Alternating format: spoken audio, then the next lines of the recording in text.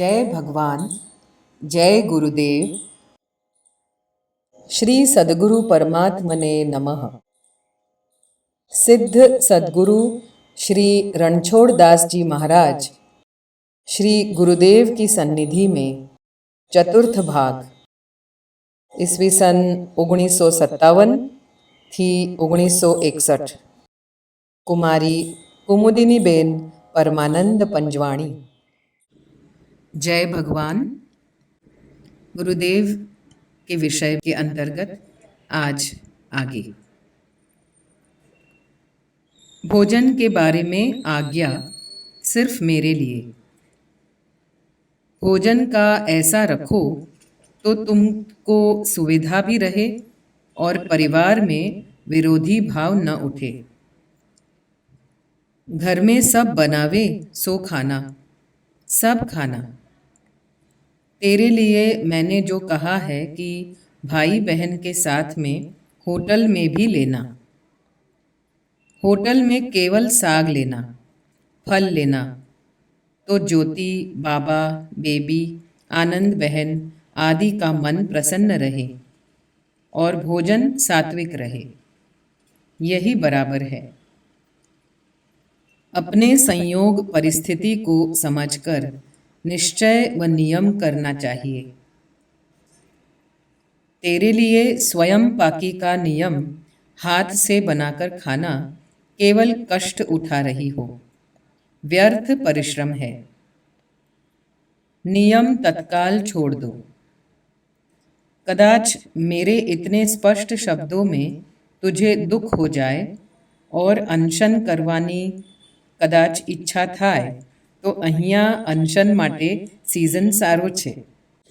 ભૂખ પણ ઓછી લાગે છે, માટે વિચાર કરજો। अरविंद को लिखकर कहा, सात्विकता से ही आत्म सुख की उपलब्धि है। आत्मा रिक्त, ईश्वर के अतिरिक्त सब उपासना और देवोपासना का विरोध है। तब भोगों की उपासना ग्राह्य कैसे हो? सही उपासना हो तो अपनी बोलचाल आदि सभी कुछ क्रिया प्रवृत्ति सात्विक होती है। यूरोप में छोकरी मित्र बनाना नहीं, लड़कियों को सितार सिखाना नहीं, ये 2 प्रतिज्ञा भूलना नहीं हो। कमू समय व्यर्थ न जाने देना हो। एकदम खूब भजन करो, खूब ध्यान जाप, पीछे क्रिया। कमू आ तेरा प्रेम, सहनशीलता और त्याग भगवान सफल बनावे, यही सतत आशीष। कमू तू जैसा वातावरण होता है वैसा वर्तन करती है। यह शुद्ध हृदय व शुद्ध बुद्धि की ऊंची देन है। आज विजयादशमी है। कमू श्री राघव ने महाघोर तामस का नाश किया था। आज हम दोषों के नाश का प्रयत्न करने को प्रतिज्ञा लेवे तो मेरा कहना मानो तो तुम सब छोड़कर ग्रंथ अवलोकन में लग जाओ। जब तक मैं न बुलाऊं, ध्यान करो, प्राणायाम करो। प्रिय कुमुदिनी, खूब प्रेम से आशीर्वाद। तेरी तैयारी कैसे है कमू? तुम एकदम जीवन पलट दो। खूब भगवान नाम का जाप हृदय में प्रेम रखकर करने के अनुष्ठान प्रारंभ कर दो। ध्यान प्राणायाम युक्त एक स्थान पर रहकर बराबर साधन करो। तुम निराशा का शिकार न बनो। साहस से काम लो। अनुभूति अवश्य होगी। हृदय की शुद्धि की ही परम आवश्यकता है। साधन सिद्धि में अपने सिद्धांत में ध्यान ही मुख्य साधन है।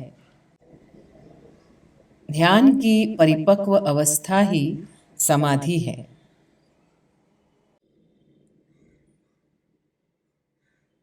चिट्ठियाँ। 2 मास के एकांत के नियम की पूर्णाहुति। आज प्रातःकाल श्री गुरुदेव के परम मंगलमय दर्शन का लाभ प्राप्त हुआ। सब ने सद्गुरु भगवान की जय का उल्लासपूर्ण जयघोष किया। श्री गुरुदेव ने सब के ऊपर अति प्रेमपूर्ण दृष्टि डाली। कितनी करुणापूर्ण मुद्रा, कितनी दिव्य आभा मुख कमल की। श्री गुरुदेव ने हम में से कोई कोई को पत्र, चिट्ठी या लिफाफे दिए। मुझे भी एक लिफाफा दिया। इनमें से श्री गुरुदेव की लिखी हुई चिट्ठियाँ मिली। इनमें से कुछ ऐसी है। पहला, द्वेष से तेरा सतत रक्षण हो।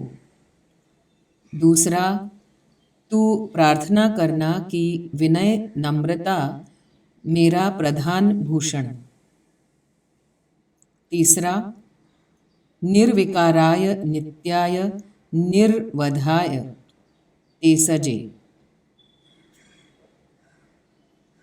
चौथा, तेरा पलड़ा सदा भारी है, मन में प्रेम अरु ऊपर रोष। पांचवा, बर्मा या अफ्रीका जाने का विचार है। कायाकल्प करने का रामगंगा नदी के तट पर कायाकल्प के लिए उपयुक्त स्थान है। छठा, रंग रसायन के विषय की पुस्तक मेरे पास है। कश्मीर पहाड़ी भाषा में मैं पहाड़ी खूब जानता हूँ।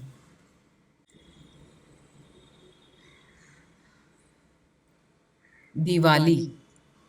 श्री गुरुदेव ने मुझे चिट्ठी दी कि आज दीपावली है। सदा प्रसन्न रहो, यही आशीर्वाद। यह बात है 20 अक्टूबर 1960 की। आज अनेक दीप अपनी उत्साहमयी ज्योतियों से भवनों को प्रकाश दे रहे हैं, पर यहाँ आलोक क्षणिक है और फिर अंधकार। क्यों, सच है ना? श्री गुरुदेव परमात्मने नमः। नाथ, तू सर्वस्व मेरा, भरा अंतर में सदा है एक बस आनंद तेरा। हो गया सब कुछ समर्पण बिना ही आयास के अब, रह गया कुछ भी न छूटा त्याग का अभिमान भी सब। पूर्ण निर्भरता हुई है, मिला संरक्षण अनोखा। हृदय का सूखा हलाहल, सुधा सरोवर भरा चौखा। हट गया अविरोध सारे, मिट गई बाधा सकल है। हो गया निज धर हृदय तव, आ बसा तू सदल बल है। एक बहन को पत्र मेरे से लिखवाया, अपने हस्ताक्षर की नकल कॉपी लिखाई।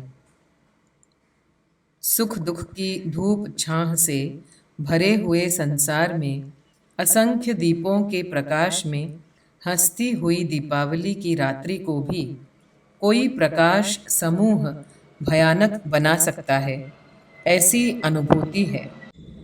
फिर दूसरी चिट्ठी मुझे दो। प्रश्न, जन्म खोया। उत्तर, तुम्हारा जन्म तो खोया नहीं। जिनको भगवान का ख्याल है उसका जन्म खोटा नहीं। फिर एक पत्र लिखा। प्रातः 6 बजे श्री रामचंद्राय नमः, श्री पतित पावन चरण कमलेभ्यो नमः। प्रिय निर्मले भगवान सर्वेश्वर, इस नए वर्ष का सूर्य मानव आकांक्षाओं से ओतप्रोत उदय हो रहा है। उसमें तुम्हारी इष्ट कृपा प्राप्त आशीष की क्षीणी किरण का आलोक्य भी चमक रहा है। रणछोड़ दास का आशीष। सबके साथ में बातें करते हुए श्री गुरुदेव ने लिखा, ईश्वर केवल चिन्मय तत्व मात्र ही नहीं, पर वह सर्वशक्तिमान लीला विग्रह भी है। वह प्रेम करते हैं, उद्धार करते हैं और न जाने क्या क्या करते हैं, कुछ पता नहीं। भक्तों की रुचि है राम जपने की, पर राम की रुचि है भक्तों को जपने की। भगवान से व्यक्तिगत संबंध ही आनंददायक है। प्रभु अपनी प्रभुता भूलकर वश होते हैं। यह तो उनकी स्वाभाविक प्रीति रीति है। यह कोई आश्चर्य की बात नहीं।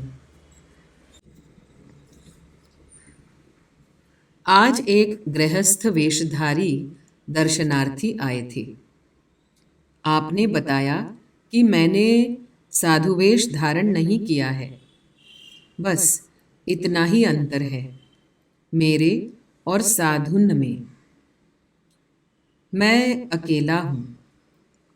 माता पिता व घर जागीर का बचपन से ही त्याग किया है। यहाँ अपरिचित में छोटी सी कोठरी में रहता हूँ। कभी किसी से कुछ मांगता नहीं हूँ। अपना निर्वाह आयुर्वेदिक औषधोपचार से प्राप्त हो जाता है। देहातों में जाता हूँ, फी मांगता नहीं। कहता भी नहीं हूँ कि औषधि के इतने पैसे दो। लोग अपनी मर्जी से जो दे सो ही पर्याप्त है। परंतु आपके पास मांगने आया हूँ और आपको जरूर देना ही होगा। आप परम कारुणिक साक्षात श्री रघुनाथ जी हैं। पुनः परम कल्याणकारी हैं और इन पर आप इस काल के संत सम्राट हैं, संत भगवंत सम्राट। फिर आपके द्वार से निराश लौटूंगा ही नहीं। श्री गुरुदेव ने लिखा, देखो उनसे पूछो कि क्या चाहते हैं आप। यही बात स्पष्ट कहिए, बाकी सब ठीक ही है। न मैं सम्राट हूँ, न मैं संत भगवंत। मैं तो मांग कर भिक्षा खाने वाला, पेट भरने वाला हूँ। और तो आपकी कृपा है। उस भाई ने कहा, मैं जो कहना चाहता हूँ वह आप ही के कार्यक्षेत्र की बात है, आप ही का कार्य है। मैं सिर्फ इतना ही चाहता हूँ कि आप उस कार्य को संभाल लें। व्यवस्था भार आप उठा लेवें। आयुर्वेदिक पद्धति से बवासीर मिटाने में मेरी अचूक सिद्धि है। इसलिए इस मर्ज के मरीजों का कैंप लगाना है। व्यवस्था आदि आपके जिम्मे, इलाज करना मेरे जिम्मे। श्री गुरुदेव ने लिखा, कितने मरीजों का इलाज आप करना चाहते हैं? उस भाई ने कहा, 300 का इलाज मैं कर सकता हूँ 1 सप्ताह में। श्री गुरुदेव ने लिखा, देखो उनसे पूछो कि आपको 300 मरीज का कितना रुपया एकत्र करना पड़ेगा, जो कि कैंप सरलता से हो सके, और रुपया एकत्र करने का सरल उपाय क्या है। उस भाई ने कहा, कितना रुपया लगेगा यह आप जाने, एकत्र करने की बात भी आप जाने। आप हाँ कह दें तो मैं आपकी ओर की तैयारी करूं। श्री गुरुदेव ने लिखा, तैयारी में कितना समय चाहिए आपको?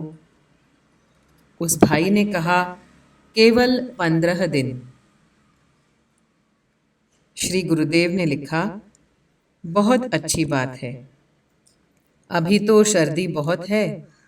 फरवरी के बाद बवासीर का कैंप निश्चित करें तो मरीज के लिए आराम रहेगा, अनुकूल रहेगा।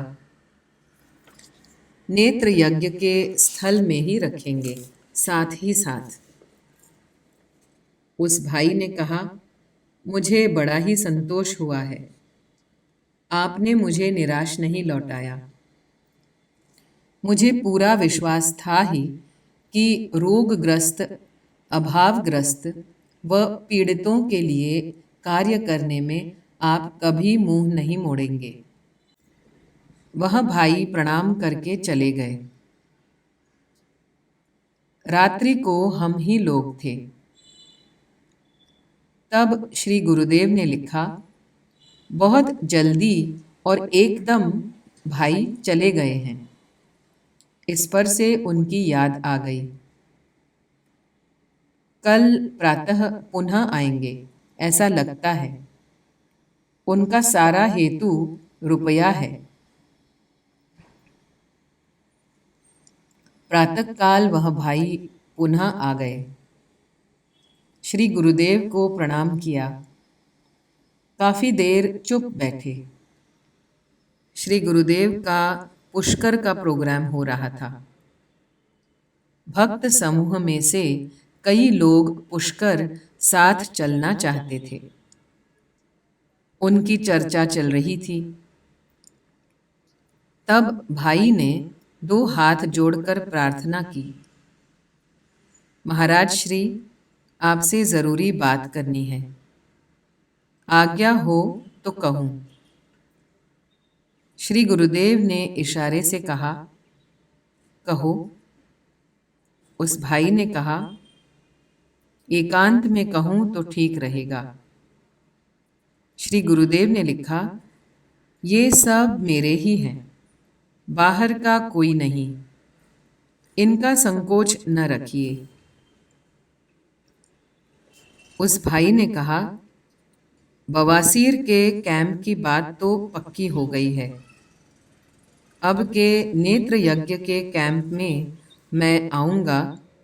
दवाई इलाज की संपूर्ण जिम्मेवारी मेरी है महाराज जी, और सफलता के लिए मैं लिखकर दे सकता हूँ, 97% सफलता निश्चित होगी। श्री गुरुदेव ने लिखा, सफलता के लिए मुझे किंचित भी शंका नहीं है। बवासीर के कैंप मैं कर चुका हूँ। कुछ ही इलाज पद्धति जानता हूँ। फिर भी सफलता पूरी मिली थी। उस भाई ने कहा, अहो हो, आप स्वयं जानते हैं, फिर क्या ज़्यादा कहूँ। मैं इसीलिए आया था कि औषधियों को तैयार कर ली जाए तो उत्तम, क्योंकि शीतकाल में औषधि बनाना अच्छा होता है। आप इस निमित्त के 4-5 हजार रुपए दे, ऐसी प्रार्थना लेकर आया हूँ। श्री गुरुदेव ने लिखा, मैंने भी इसी के बारे में सोच रखा था। कल आप जल्दी उठ गए थे। देखिए ना, आज तो पुष्कर को जा रहे हैं हम। वहाँ 2 मास ठहरना है। आप वहाँ आ जाएंगे, सब रुपया दे देगा। अभी आपने बात कही है तो व्यवस्था करने को कुछ समय चाहता हूँ, और कोई बात नहीं।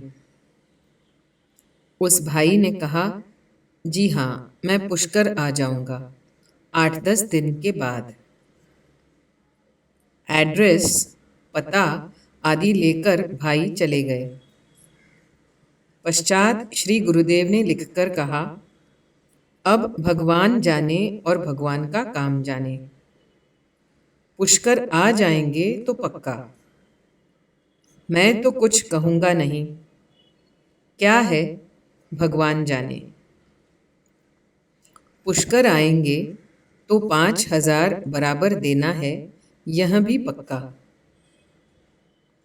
पुष्कर पहुंचने के बाद 15-20 दिन तक उस भाई की स्मृति होती रही, कुछ प्रतीक्षा सी भी, परंतु वह भाई फिर आए ही नहीं।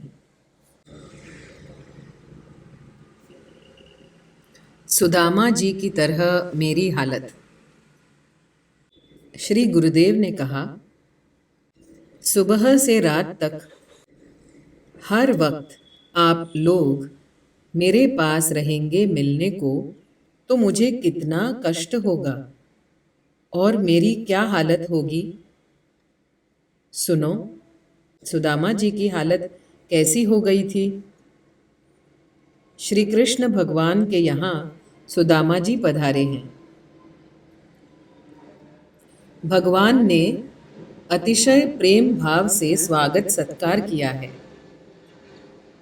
रुक्ष्मणी जी आदि पटरानियाँ और रानियाँ सुदामा जी से प्रणाम करने के लिए आ गई। तब भगवान ने सुदामा जी से कहा, रुक्ष्मणी तथा सब रानियाँ प्रणाम करना चाहती हैं। सुदामा जी ने प्रसन्नतापूर्वक प्रेम से आशीर्वाद दिया। अखंड सौभाग्यवती भव। रुक्ष्मणी जी ने प्रणाम किया। पश्चात उनके दास दासियों ने किया। तब दूसरी पटरानियों ने किया और हर एक के दास दासियों ने किया। अब 16,000 रानियों का प्रणाम चला। उनके साथ भी अपने अपने दास दासियां थे। इधर सुदामा जी तो थक गए। इतना लंबा वाक्य आशीर्वाद का पूर्ण रूप से उच्चारण करना भी असंभव हो गया। वे कहने लगे, अखंड सौभाग्यवती। फिर भी प्रणाम का तांता लगा रहा था। सुदामा जी अधिक थक गए। अब वे कहने लगे, सौभाग्यवती, परंतु इस तरफ अभी भी प्रणाम चालू था। सुदामा जी पूरे थक गए। प्रत्येक प्रणाम वंदन करने वालों को वे भव भव कहने लगे। अंत में तो उनका इतना बोलना भी दुश्वार कठिन हो गया। कहाँ तक कहते रहे। वे चुपचाप प्रणाम करने वालों को निहारते रहे। मेरी हालत इससे भी नाजुक हो गई है। आप सब के सामने मैं लेटा हुआ हूँ, देखो ना।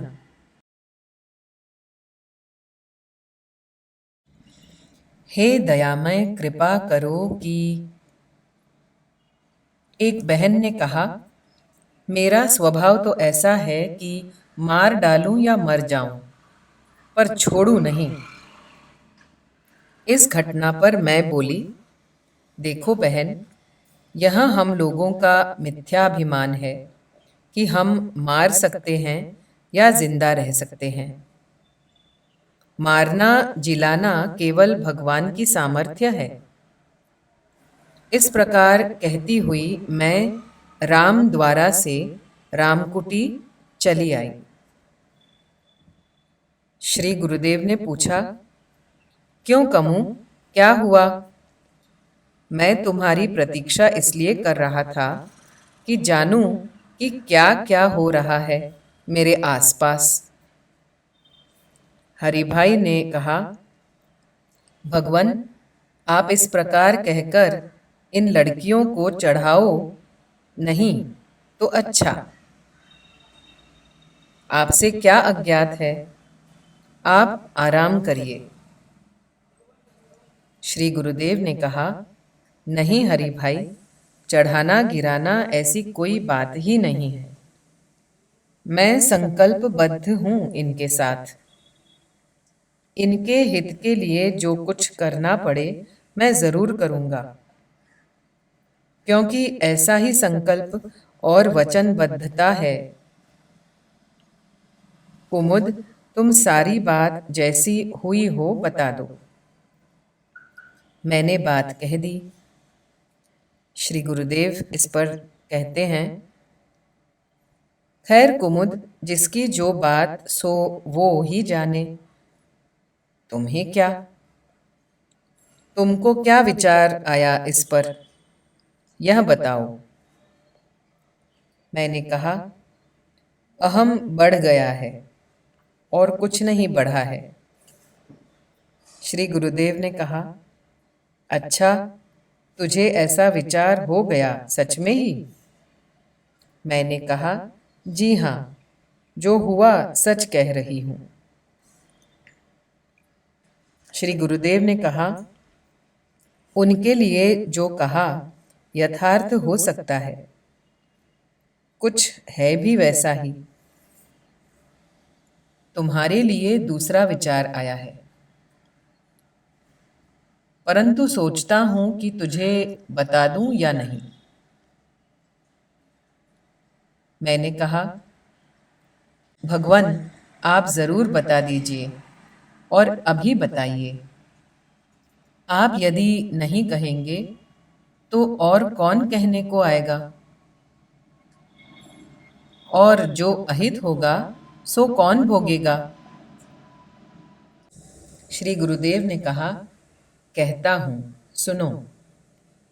मुझे विचार आया कि कुमुद को अभी अभी भगवान ने प्रत्यक्ष होकर कह दिया होगा कि कुमुद, अभी से मेरा एक कार्य तुम संभाल लो और मेरा बोझा हल्का कर दो।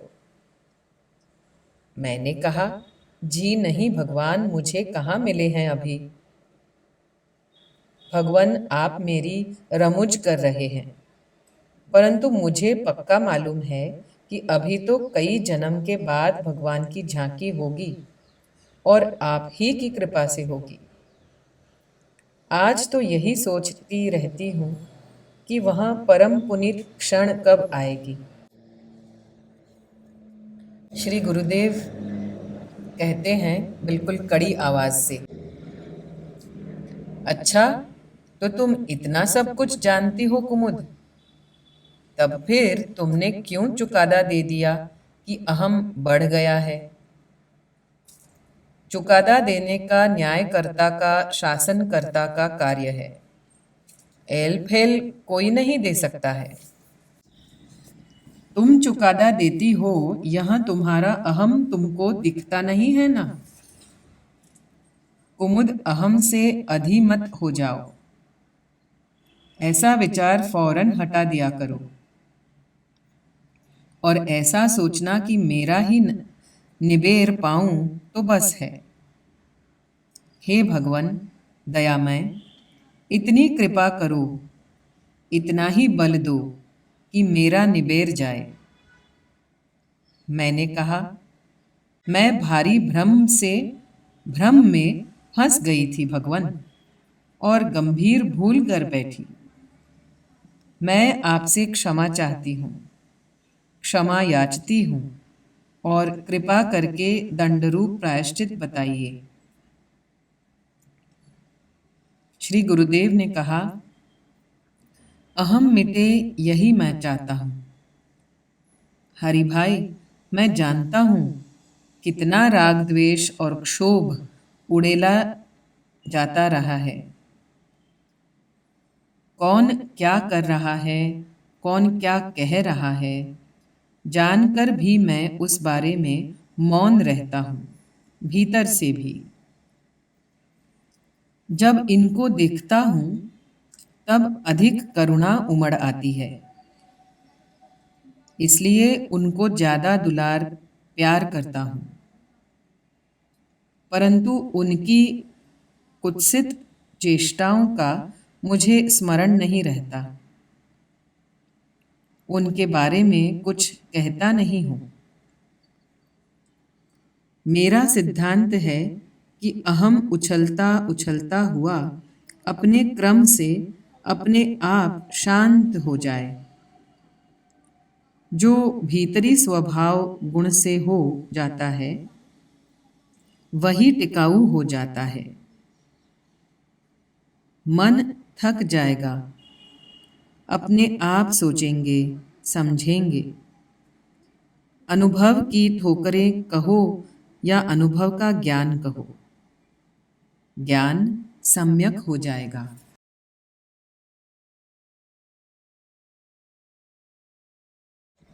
एक सती।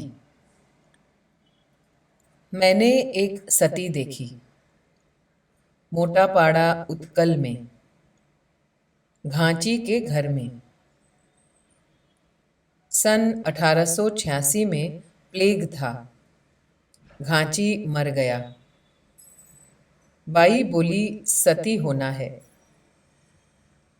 पुलिस ने रोक दी। बाई बोली तुम्हारी ताकत नहीं मुझे रोकने की। ऐसा कहकर प्राण छोड़ दिए उसी क्षण। सब ने हाथ जोड़े। पुलिस ने एक ही चिता में सरकार के प्रबंध से संस्कार किए। सती को कौन रोक सकता है? तजहि देह तुरत तेहि हेतु, उरधरि चंद्र मौली वृष केतु। अस कहि योग अगिनि तनु जारा, भयो सकल मख हाहाकारा। फिर वहां खूब मेला लगा। मुझे टोपरा मिला खाने को, मसान में। मसान में ही मैं था। लो बाबा जी, सती माँ का टोपरा। किसी ने ऐसा कहकर दिया। मैंने भी प्रसादी का टोपरा खाया।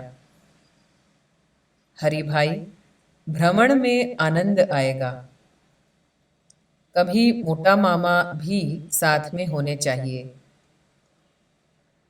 किसी नदी के सुंदर तट पर बैठेंगे। वहां मैं ब्रह्म निरूपण करूंगा। ब्रह्म ऐसा ब्रह्म तैसा। तुम तो ज्ञानी भक्त हो, मोटा मामा भक्त ज्ञानी है। एक संकोच सामने और है। यदि गिरधर बापा ने आकर कहा बद्री नारायण धर्मशाला, तो क्या करना? उनकी अति इच्छा होगी मेरे लिए तो मैं ना नहीं कहूंगा। निर्विकाराय नित्याय निरवध्याय तेजसे, साक्षात राम स्वरूपाय बालकृष्णाय नमोस्तुते। उसे मंजूर है जो कुछ, वह सब करके दिखाते हैं। न कोई उसकी महिमा का अभी तक भेद पाते हैं। करो तो भी डरो प्रभु से, न करो तो भी डरो प्रभु से। महत पुरुषों के यही वाक्य मुझे अब याद आते हैं। हे दीन बंधु राघव, इतनी तो दया करना।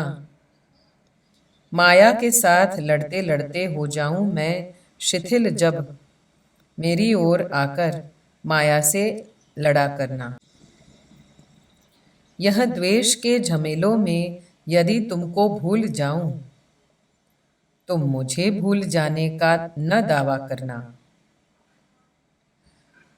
सावन साधन राम मिलन हित, करो नेम साधो। मेरा नेह मेरा तेरा, तू तू मैं, यही घोर कादो विचारो।